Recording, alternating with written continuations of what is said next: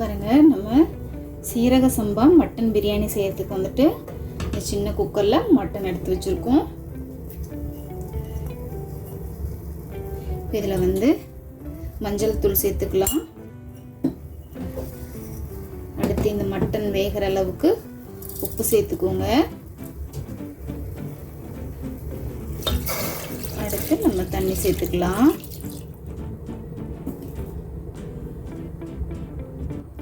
பாருங்க, நம்ம மட்டன் மூழ்கிற அளவுக்கு தண்ணி சேர்த்துக்கணும். வந்து நான் ஒரு 3/4 கிலோ மட்டன் எடுத்து வச்சிருக்கேன். இப்போ நம்ம குக்கரை மூடி விசில் வச்சு எடுத்துக்கலாம். நான் வந்து 3 விசில் வச்சு எடுத்துக்கிறேன். இப்போ நம்ம இந்த பிரியாணிக்கு வந்து நம்ம மசாலா அரைச்சிக்கலாம். அது என்னென்ன இருக்குதுன்னு பார்த்தீங்கன்னா, இந்த மசாலாவில் 2 பிரிஞ்சி இலை, 8 ஏலக்காய், 10 கிராம்பு, கல்பாசி கொஞ்சமாக, அடுத்து 4 நட்சத்திரப்பூ, ஒரு கருப்பு ஏலக்காய், பட்டை 2 துண்டு 1 இன்ச் அளவுக்கு வச்சுருக்கோம்.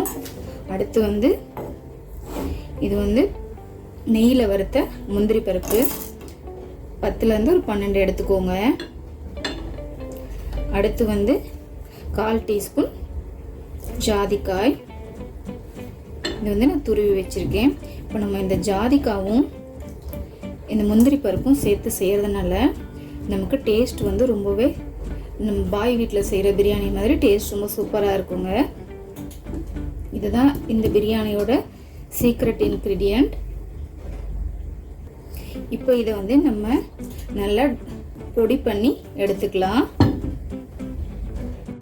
பாருங்க, நம்ம அந்த மசாலா வந்து பவுடர் பண்ணி எடுத்துக்கிட்டாச்சு.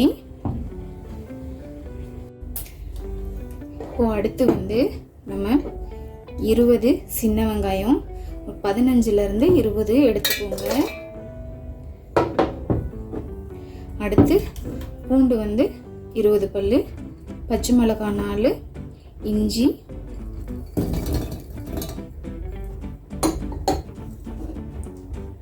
அடுத்து ஒரு கைப்பிடி கொத்தமல்லி தழை, ஒரு கைப்பிடி புதினா,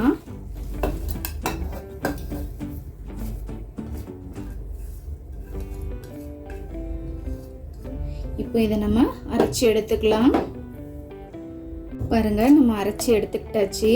கொஞ்சம் 1-2 இருந்தாலும் நமக்கு பரவாயில்ல, குறைப்பாக இருந்தாலும் பரவாயில்லைங்க.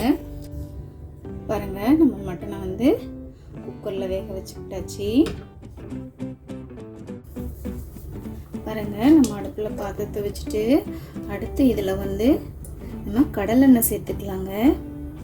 ஒரு 4 டேபிள் ஸ்பூன் கடலெண்ணெய் சேர்த்துக்கோங்க.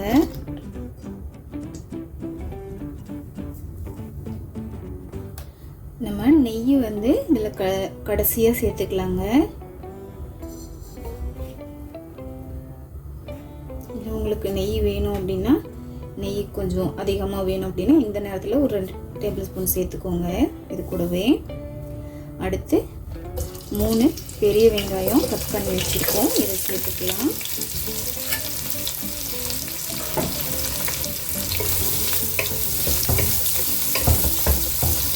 இதை நல்லா நம்ம வதக்கிக்கணும். பாருங்க, நமக்கு வெங்காயம் வந்து நல்லா வதங்கிருச்சு. இப்போ வந்து நம்ம அரைச்சி வச்ச மசாலாவை சேர்த்துக்கலாம்.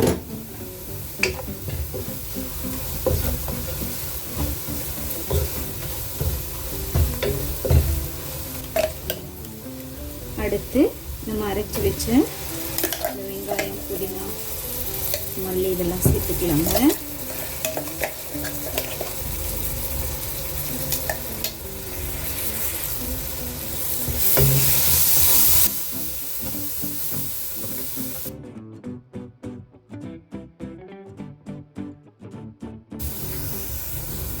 இப்போ அடுத்து 1 டீஸ்பூன் மிளகாய் தூள்,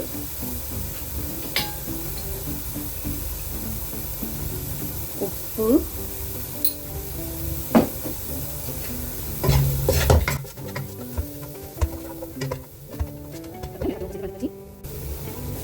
அடுத்து வந்து தக்காளி, தக்காளி சேர்த்துருக்கேன்.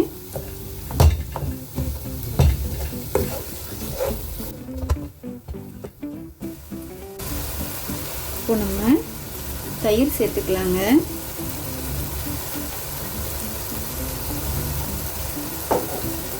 நான் வந்து நல்லா 4 டேபிள் ஸ்பூன் தயிர் சேர்த்துருக்கேன்.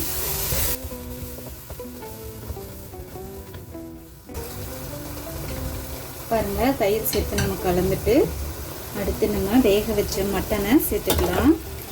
இந்த மட்டனில் இருந்த தண்ணியெலாம் நான் எடுத்துட்டேங்க. இப்போ தனியாக எடுத்து வச்சுருக்கேன்.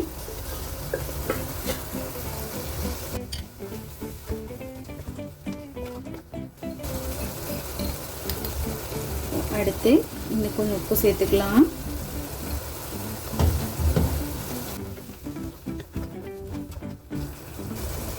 இப்போ இதை நம்ம மூடி வச்சிடலாங்க. நமக்கு ஒரு 5 நிமிஷம் நல்லா இருக்கட்டும். நல்லா இந்த மசாலாலாம் இந்த மட்டனோட நல்லா சேர்ந்துருங்க.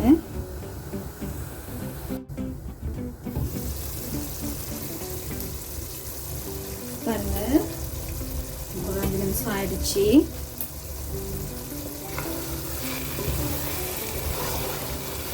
நல்ல எண்ணெய்லாம் நல்ல மேலே மிதந்து வந்திருக்கு.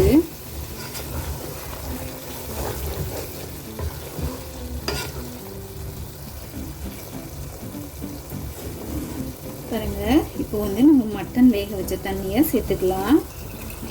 இந்த தண்ணி வந்து எனக்கு ஒரு 4 கப்பு வந்துச்சுங்க. நான் மொத்தம் 3 கப்பு அரிசி எடுத்திருக்கேன்.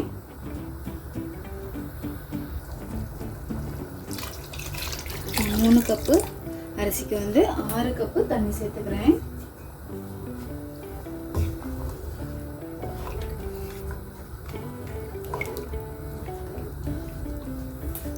நமக்கு இந்த தண்ணி வந்து நல்லா கொதிக்கட்டுங்க.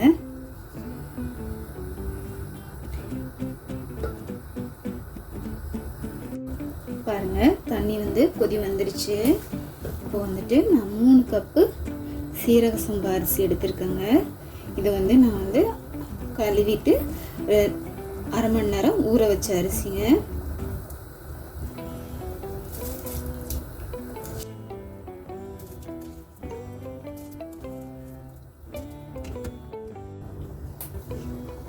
பாருங்க, அரிசியை சேர்த்தாச்சு. கலந்துட்டு இப்போ இதில் வந்து நம்ம உப்பு செக் பண்ணிக்கணும்.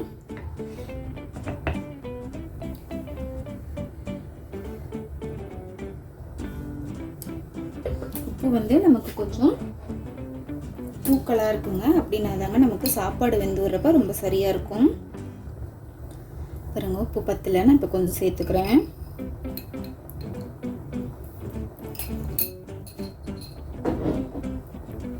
இந்த அரிசி வந்து பழைய அரிசினால நான் 1 கப்பு அரிசிக்கு வந்துட்டு 2 கப்பு சேர்த்துருக்கேன். இப்போ நம்ம புது அரிசினா 1க்கு வந்து 1.5 வச்சுக்கலாம். 1.5 இல்லைன்னா 1.25 வைக்கலாம். அதுவும் இல்லாமல் நம்ம தம்மில் வைக்கிறப்போ தண்ணி கொஞ்சம் ஜாஸ்தியாக இருந்தாலும் நமக்கு அரிசி நல்லா உதிரியாக தாங்க வரும். ஒன்றும் பண்ணாது. சீரக சம்பா அரிசி ஒன்றும் இதாகாது தண்ணி ஜாஸ்தியாக இருந்தாலும். இதே பாஸ்மதினா தான் கொஞ்சம் நம்ம பார்த்து வைக்கணும். பாருங்க, இப்போ அதை நம்ம வந்து மூடி வச்சிடலாம்.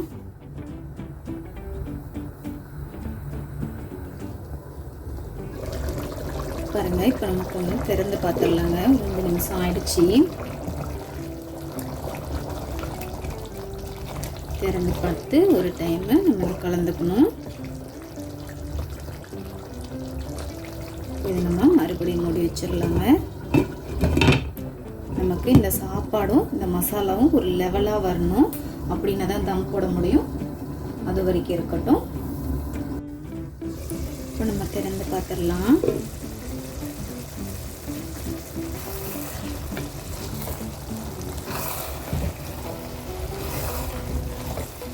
பாருங்க, நமக்கு மசாலாவும் இந்த சாதமும் எல்லாம் ஒன்று சேர வந்திருக்கு.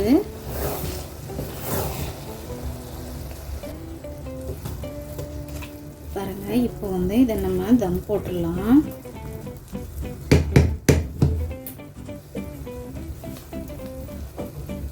இப்போ இதில் கொஞ்சமாக கொத்தமல்லி, புதினா, அடுத்து எலுமிச்சம்பழம், உங்கள் புளிப்பு சுவைக்கு தகுந்த மாதிரி சேர்த்துக்கோங்க. நான் வந்து ஒரு அரை எலுமிச்சம்பழம் சேர்க்குறேன். அடுத்து இதில் நெய் சேர்த்துக்குவோம். நான் வந்து 2 டேபிள் ஸ்பூன் நெய் சேர்த்துருக்கேன்.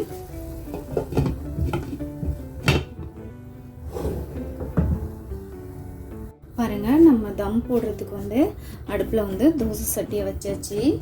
இப்போ அடுத்து நம்ம பிரியாணி பாத்திரத்தை எடுத்து வச்சிடலாம். பாருங்க, தோசை சட்டியில் பிரியாணி பாத்திரத்தை வச்சதுக்கப்புறம் இந்த மாதிரி ஒரு அலுமினியம் ஃபாயில் வச்சு நம்ம இதை நல்லா டைட்டாக க்ளோஸ் பண்ணிக்கலாம்.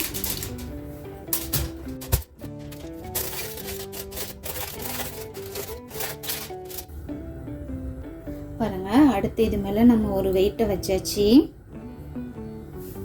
நம்ம ரொம்பவே குறைவான தீயில வச்சுக்கணும். அடுத்து வந்துட்டு நமக்கு இந்த மாதிரி தம் போடுறப்ப அடி பிடிக்காமல் இருக்கிறதுக்காக என்ன பண்ணணும் அப்படின்னா, இது வந்து ஒரு டிப்ஸ் தாங்க. இந்த மாதிரி நம்ம அந்த தோசை தவாவில் வந்துட்டு தண்ணி ஊற்றிக்கணுங்க. தண்ணி ஊற்றுறப்போ நமக்கு அடி பிடிக்காது. நமக்கு இது வந்து இப்போ வந்து நமக்கு ஒரு 20லேருந்து 30 நிமிஷம் வரைக்கும் இருக்கட்டுங்க. பாருங்கள், நம்ம அடுப்பை ஆஃப் பண்ண உடனே இந்த பிரியாணி பாத்திரத்தை திறக்கக்கூடாதுங்க. 20லேருந்து 30 நிமிஷம் கழிச்சு தாங்க நம்ம திறந்து பார்க்கணும். பாருங்க, வாவ், ரொம்பவே நல்ல வாசமாக இருக்குங்க. சூப்பரான மட்டன் பிரியாணி ரெடி. பார்த்தீங்களா, நமக்கு அடி எதுவும் பிடிக்கல.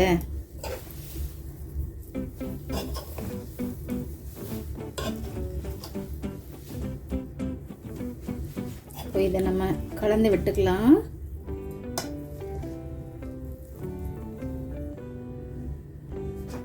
பாருங்க, நமக்கு சாப்பாடுமே நல்ல உதிரியா இருக்குது. பாருங்க,